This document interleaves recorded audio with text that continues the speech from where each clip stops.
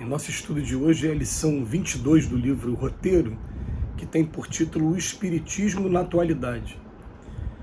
O Espiritismo nos tempos modernos é sem dúvida a revivescência do cristianismo e seus fundamentos mais simples, descerrando a cortina densa postada entre os dois mundos, nos domínios vibratórios em que a vida se manifesta, mereceu desde a primeira hora de suas arregimentações doutrinárias o interesse da ciência investigadora que procura escravizá-la ao gabinete ou ao laboratório, qual se for a mera descoberta de energias ocultas da natureza, como a da eletricidade, que o homem submete ao seu bel prazer na extensão de vantagens ao comodismo físico. Interessada no fenômeno, a especulação analisa-lhe os componentes, acreditando encontrar no intercâmbio entre as duas esferas nada mais que respostas a velhas questões de filosofia sem qualquer consequência de ordem moral na experiência humana.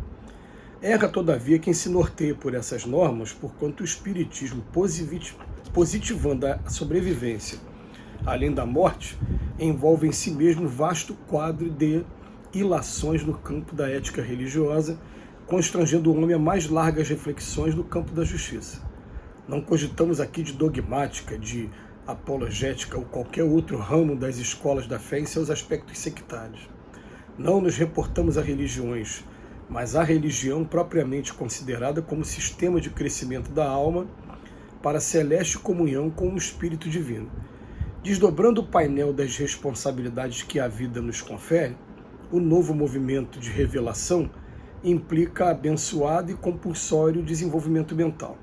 A permuta com os círculos de ação dos desencarnados compele a criatura a pensar com mais amplitude dentro da vida. Novos aspectos da evolução se lhe descortinam e mais rico material de pensamento lhe enriquece os celeiros do raciocínio e da observação. Entretanto, assim como cada recipiente guarda o conteúdo desta ou daquela substância, segundo a conformação e a situação que lhe são próprias, a doutrina renovadora com seus benefícios passa despercebida ou é escassamente aproveitada por aqueles que se inclinam às discussões sem utilidade, aqueles que se demoram no êxtase improdutivo ou se arrojam aos despenhadeiros da sombra, companheiros ainda inaptos para os conhecimentos de ordem superior, trazidos à Terra não para a defesa do egoísmo ou da animalidade, mas sim para a espiritualização de todos os seres. De que nos valeria a prodigiosa descoberta de Watt se o vapor não fosse disciplinado em benefício da civilização? E o que faríamos da eletricidade sem os elementos de contenção e transformação que lhe controlam os impulsos? No espiritismo fenomênico, somos constantemente defrontados com aluviões de forças inteligentes, mas nem sempre sublimadas, que nos assediam e nos reclamam. Aprendemos que a morte é questão de sequência nos serviços da natureza, reconhecemos que a vida estua ao redor de nosso espaço nos mais variados graus de evolução, daí o impositivo da força disciplinar. Urge o estabelecimento de recursos para a ordenação justa das manifestações, que dizem respeito à nova ordem de princípios que se instalam vitoriosos na mente de cada um. E para cumprir essa grande missão, o Evangelho é chamado a orientar os aprendizes da ciência do Espírito para que, levianos ou desavisados, não se precipitem a imensos resvaladouros de amargura ou desilusão. A frase inicial, Emmanuel começa dizendo que o espiritismo nos tempos modernos é, sem dúvida, a revivescência do cristianismo em seus fundamentos mais simples.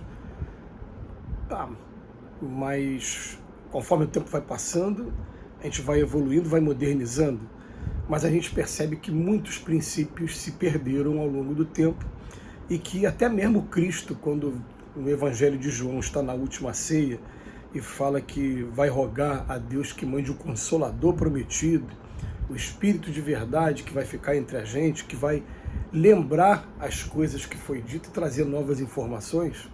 Ele está querendo dizer para a gente que muita coisa a gente ia esquecer com o tempo. E daí o que acontece? O que é o primitivo cristianismo, lá no início? A gente estuda quando vai ler o livro do Atos dos Apóstolos a princípio.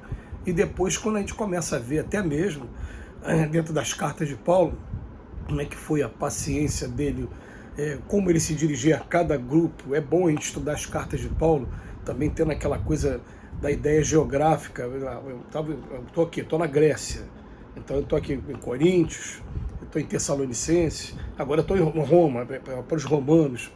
A gente vê como é que era a cultura de cada um e por que ele estava se dirigindo de maneiras diferentes para cada um para poder iniciar esse movimento do cristianismo. Mas o que era esse movimento do cristianismo lá no início? Instalações bem simples que tinham por objetivo receber a pessoa independente de credo, de raça, de tudo. Quer dizer, foi a primeira vez na história da humanidade que isso aconteceu. Atenderam inclusive os gentios, que eram aqueles que não eram considerados os judeus. E o que eles faziam? Davam alimentação, davam vestimenta e ao mesmo tempo pregavam também a boa nova, pregavam o evangelho.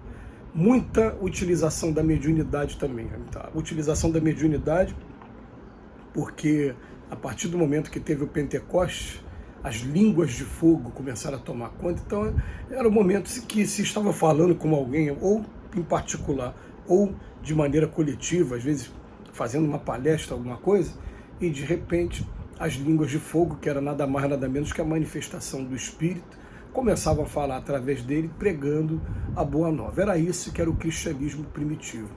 O que a gente procura fazer nas nossas casas espíritas? E é claro que a gente vai encontrar falhas também, porque o ser humano ainda tem muito problema ainda pela frente, mas o objetivo principal da doutrina espírita, o objetivo principal do movimento espírita principalmente, é reviver aquele cristianismo lá do primeiro século.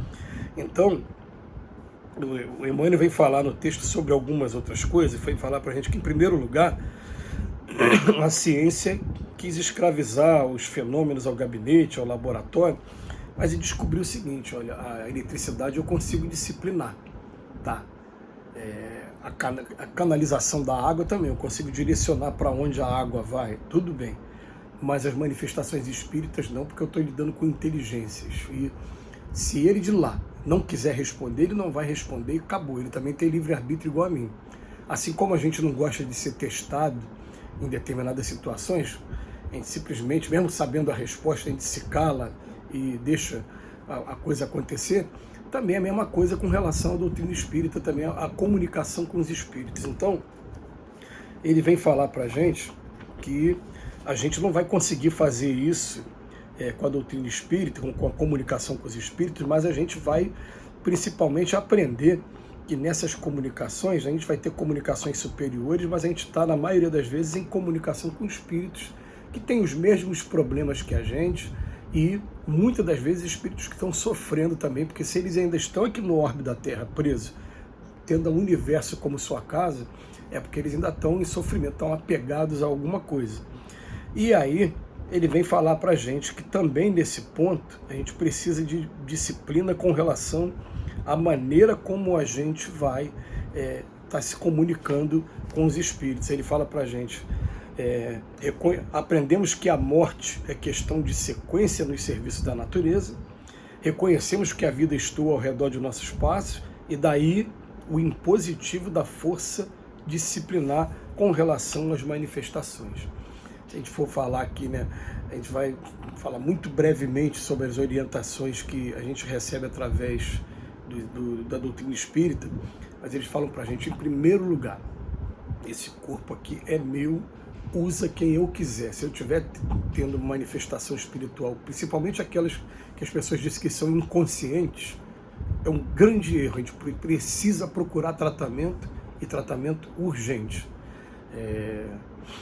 Porque o que acontece? A gente sempre faz uma perguntinha simples, né? O espírito se manifestou em mim e cometeu um crime. Quem vai responder pelo crime? É o espírito ou eu? É claro que somos nós. Então a gente precisa ter essa disciplina. Em segundo lugar, a gente estabelecer qual é o lugar que a gente vai disciplinar isso. Não pode ser dentro da minha casa, por exemplo, porque eu fico evocando o espírito aqui dentro da minha casa.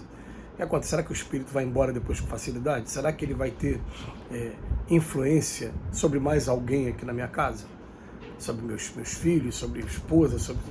Então, o lugar para comunicação espiritual é dentro da casa espírita. A gente vai ter reuniões específicas para isso. Ah, mas eu sinto ele aqui do meu lado. Eu vou aprender mecanismos de quebrar a sintonia com ele e falar com ele educadamente. Falei, meu amigo, as nossas reuniões são no dia tal, o horário, o endereço é esse. A gente mentaliza os mentores da casa, e os mentores da casa naturalmente vão levar para tratamento. Mas a gente precisa disciplinar nesse ponto também a comunicabilidade e entender que o Espiritismo é o cristianismo redivivo. Que Jesus nos abençoe hoje e sempre.